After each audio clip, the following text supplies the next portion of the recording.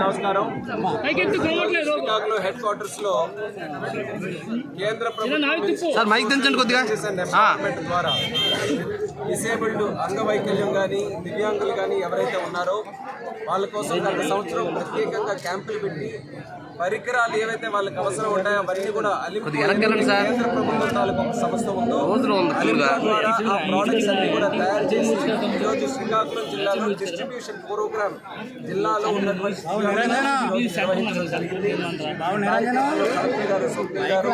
Vizianagaram MP Naidu గారు, స్థానిక శాసనసభ్యులు శంకర్ గారు, అలాగే మన నర్సరావుపేట నియోజకవర్గ శాసనసభ్యులు బొగ్గు రమణమూర్తి గారు, అలాగే చాలా మంది ప్రజాప్రతినిధులు కార్యక్రమం తాలూకా విశేషం ఏంటంటే కేంద్ర ప్రభుత్వం దేశంలో ఉన్నటువంటి అంగవైకల్యంలో ఉన్నటువంటి వ్యక్తులందరికీ కూడా ఏదో ఒక సహాయ సహకారాలు అందించాలనేటటువంటి ఒక ఆలోచనతో గతంలో 2014లో నరేంద్ర మోదీ గారు ప్రధానమంత్రి అయిన తర్వాత ministry of social justice and empowerment ద్వారా ఈ అద్భుతమైనటువంటి కార్యక్రమాన్ని రూపకల్పన చేయడం జరిగింది.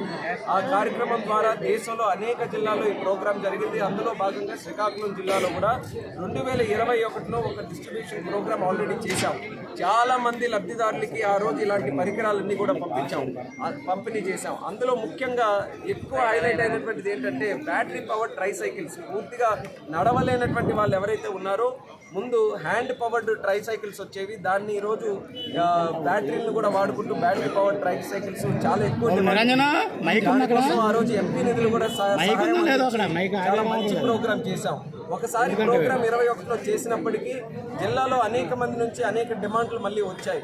మాకు రాలేదనో, లేకపోతే ఇంకా కొంతమంది ఉన్నారనో, లేకపోతే గతంలో జరిగిన క్యాంపులకి మేము వెళ్ళలేకపోయామని చెప్పిన తర్వాత ఆ రోజు నేను ఎంపీగా ఉంటే మళ్ళీ కేంద్ర ప్రభుత్వాన్ని సందర్శించి కేంద్ర మంత్రి గారు ఆ రోజు వీరేంద్ర కుమార్ గారు ఉంటే రెండోసారి కూడా ఈ క్యాంపుని నిర్వహించాలని గట్టిగా పట్టుబట్టాము. అనేక సందర్భాల్లో పార్లమెంట్లో కూడా రేజ్ చేశాను, అలాగే మంత్రి గారు కూడా పలు సందర్భాల్లో కలిశారు. దానికి మరి అనుగుణంగా 2023లో మా జిల్లాలో శ్రీకాకుళం జిల్లాలో ఉన్నటువంటి 8 అసెంబ్లీ నియోజకవర్గాల్లో కూడా క్యాంపులు పెట్టి సుమారు 479 మంది బెనిఫిషియరీస్ని ఐడెంటిఫై చేయడం జరిగింది. ఈ బెనిఫిషియరీస్ అందరికీ కూడా కేంద్ర ప్రభుత్వం నేరుగా 72 లక్షల రూపాయలు ఖర్చు పెట్టి అదనంగా ఈరోజు ఈ పరికరాలన్నీ కూడా అందజేయడం జరుగుతుంది. ఇందులో సుమారుగా 87 మందికి బ్యాటరీ పవర్డ్ చాలా మందికి వీల్ చైర్స్ వస్తున్నాయి, హ్యాండ్ పవర్డ్ ట్రైసైకిల్స్ వస్తున్నాయి, వస్తున్నాయి, సెల్ ఫోన్లు వస్తున్నాయి. ఇలాగ అనేక యంత్రాలు ఏవైతే ఈరోజు దివ్యాంగులకి ఉపయోగపడే ఆ జీవిత విధానాన్ని ముందుకు నడిపించేటటువంటి యంత్రాలు ఏవైతే ఉన్నాయో అవన్నీ కూడా ఈరోజు అందజేశాం. చాలా సంతృప్తి కలిగేటటువంటి కార్యక్రమంగా నేను భావిస్తున్నాను. అయితే దేశంలో ఎక్కడ జరగని విధంగా మన జిల్లాలో 2 సార్లు ఈ అలింకో ద్వారా ఈ డిస్ట్రిబ్యూషన్ జరగడం అనేది ఒక విశేషమే. దానికి ప్రత్యేకంగా నేను కృషి చేశాను. ఆ కృషికి అనుగుణంగా ఈరోజు 2 సార్లు జరగడం చాలా ఆనందంగా ఉంది. ఈ కార్యక్రమానికి అనుగుణంగా ఈరోజు చాలా మంది దివ్యాంగులు వచ్చిన తర్వాత వాళ్ళ తాలూకా సమస్యలు కూడా తెలుసుకున్నారు. వారు ఈరోజు చాలా ఆనందపడుతున్నారు. ఎన్డీఏ ప్రభుత్వం దేశంలో రాష్ట్రంలో ఏర్పడడానికి దివ్యాంగులు ఎంతో కష్టపడ్డారు. వాళ్ళు ప్రాణం పణంగా పెట్టి కూడా కష్టపడినటువంటి ప్రదేశాలు ఉన్నాయి. అటువంటి వారందరికీ కూడా ఆ రోజు ఎన్డీఏ ప్రభుత్వం హామీ ఇచ్చింది. 3000 ఉన్నటువంటి పెన్షన్ చాలా కష్టంగా ఉంటుంది, మీకు 6000 రూపాయలు చేస్తామని. ఆ కమిట్మెంట్ని ఎన్డీఏ ప్రభుత్వం ఏర్పడిన తర్వాత రాష్ట్రంలో చంద్రబాబు నాయుడు గారి ఆధ్వర్యంలో 3000 పెన్షన్ని 6000 చేసి ఇచ్చినటువంటి హామీని నిలబెట్టుకున్నామని కూడా ఈ సందర్భంగా తెలియజేస్తున్నాను. ఎందుకంటే కేంద్రంలో డిసెబిలిటీస్ యాక్ట్ కూడా పాస్ చేశాం. ఆ యాక్ట్ ద్వారా కూడా కొన్ని చట్టాలు వాళ్ళందరికీ కూడా అనుగుణంగా ఉన్నాయి. అవన్నీ కూడా ఇంప్లిమెంటేషన్లోకి తీసుకొని రావాలి. ఈరోజు మా కలెక్టర్ గారు కూడా చాలా ఉత్సాహంగా మా ప్రజాప్రతినిధులు కానీ వాళ్ళందరికీ ఏదో ఒకటి చేయాలన్నటువంటి తాపత్రయంతో ఉన్నారు. మరి ప్రభుత్వ కార్యాలయాలు ఏవైతే ఉన్నాయో ఆ కార్యాలయాలు కూడా డిసేబుల్డ్ ఫ్రెండ్లీగా, అంటే వాళ్ళు ఎవరైనా వచ్చినప్పుడు వాళ్ళకి అనుకూలంగా ఉండేటటువంటి విధంగా బిల్డింగ్స్ కూడా తయారు చేయాలి. ఆ ఇన్ఫ్రాస్ట్రక్చర్ని తయారు చేస్తాం. బస్సులు కూడా యాక్సెస్ చేసుకునే విధంగా, అసలు నడవలేనటువంటి వారు ఈరోజు బస్సు ఎక్కాలంటే చాలా ఇబ్బందిగా ఉంటుంది. ఆ బస్సు ఎక్కలేక ట్యాక్సీల్లోనో లేకపోతే ఆటోలకు అదనంగా ఖర్చు పెట్టి ఎక్కడెక్కడికో వెళ్తున్నారు. కాబట్టి బస్సులు కూడా డిసేబుల్డ్ ఫ్రెండ్లీగా మనం తయారు చేయాలి. వీటన్నిటితో పాటు ఒక వినూత్నంగా ఈ శ్రీకాకుళం జిల్లాలో ఒక కొత్త కూడా దానికి అంగీకరించారు.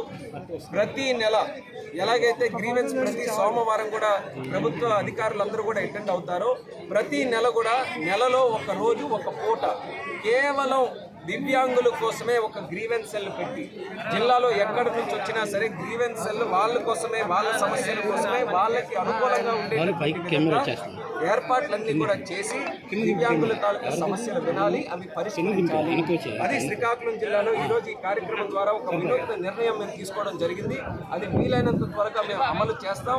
ఆ అమలు చేసిన విధానంలో ఖచ్చితంగా వాళ్ళకు ఉండేటటువంటి సమస్యలు ఎంతో కొంత పరిష్కరించగలమనే నమ్మకం మాకుంది. కాబట్టి ఆ ఇనిషియేటివ్ని భవిష్యత్తులో మేము ముందుకు నడిపిస్తాం. కేంద్ర ప్రభుత్వం చాలా సహకరిస్తుంది. ఈ ప్రోగ్రాంలో చూశారు 72 లక్షల రూపాయలు డైరెక్ట్గా ఇచ్చింది. మొన్న బడ్జెట్లో మీరు అందరూ కూడా చూశారు, ఎవ్వరూ కూడా ఊహించలేదు. కానీ రాష్ట్రంలో ప్రజలందరూ కూడా ఎంత విశ్వాసంగా ఎన్డీఏ ప్రభుత్వాన్ని ఎన్నుకున్నారో, ప్రధానమంత్రి నరేంద్ర మోదీ గారు కూడా ఆ ప్రేమని, అభిమానాన్ని తిరిగి రాష్ట్రానికి ఇవ్వాలనే ఆలోచనతో 15,000 కోట్ల రూపాయలు అమరావతికి, పోలవరం ప్రాజెక్టుకి, వెనుకబడినటువంటి జిల్లాలకి, ఇలా రకరకాలు, అలాగే మనకి విశాఖపట్నం, చెన్నై కారిడార్ మీద నోట్స్కి, ఇలాంటివి చాలా విషయాల్లో బడ్జెట్ మనకు అనుకూలంగా వచ్చినటువంటి సంగతి మనందరికీ కూడా తెలిసింది. అందులో మనం గమనించాల్సింది ఏంటంటే, కేంద్ర ప్రభుత్వం ఎంతవరకు వెళ్ళి మన రాష్ట్రాన్ని మళ్ళీ గాడిలో పెట్టడానికి, ఎంతవరకు సహకరించడానికి కూడా ముందుకు వస్తుందో అనేది రాష్ట్ర ప్రజలందరూ కూడా తెలుసుకోవాలి. బడ్జెట్ వచ్చిన తర్వాత ఒక ఆనందమైనటువంటి ఒక మహోత్సవం లాగా ఆంధ్రప్రదేశ్ రాష్ట్రం అంతా కూడా ఉంది. ఈ మొట్టమొదట 50 రోజుల్లోనే బడ్జెట్ ప్రవేశపెట్టిన తర్వాతే ఇన్ని విజయాలు మనం కేంద్రం నుంచి సాధించుకోగలిగామనంటే, ఇక మిగిలినటువంటి 5 సంవత్సరాల్లో కేంద్రం, రాష్ట్రం ఈ డబుల్ ఇంజిన్ సర్కారుతో ఎంత బ్రహ్మాండంగా మనం ముందుకు వెళ్ళబోతున్నామో ఒక్కసారి ప్రతి ఒక్కరు కూడా దృష్టిలో పెట్టుకోవాలి. అందరికీ కూడా ఏ అభిమానం అయితే ఎన్నికల ముందు చూపించేలా గెలిపించారో ఆ అభిమానాన్ని, ఆ ఆప్యాయతని, ఆ ప్రేమని కొనసాగించాలని మా రాష్ట్ర ప్రజలందరికీ కూడా కోరుకుంటున్నాం.